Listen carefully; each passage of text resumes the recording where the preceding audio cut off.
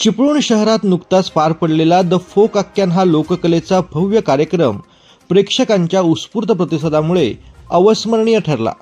कार्यक्रमाला हाऊसफुल गर्दी लाभली असून पारंपरिक लोकसंगीत, वाद्यांची थाप आणि सादरीकरणातील ऊर्जेने रसिक अक्षरशः मंत्रमुग्ध झाले।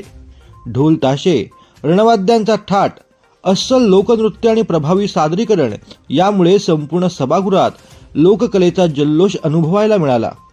मर्द आख्यानाचा आखाडा हो, डीजेची थप्पी नाही या भावनेला साजेल असा हा कार्यक्रम ठरला।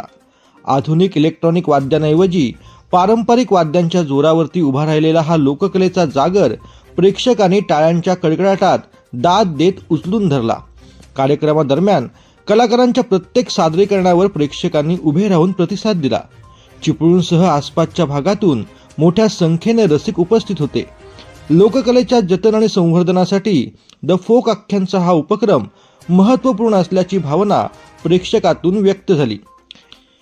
एकूणच चिपळूणमध्ये सादर झालेला द फोक आख्यान कार्यक्रम लोककलेच्या प्रेमींकरता एक पर्वणीच ठरला असून लोकसंस्कृतीच्या जिवंत परंपरेला नवसंजीवनी देणारा हा कार्यक्रम यशस्वीरित्या चिपळूणमध्ये पार पडला।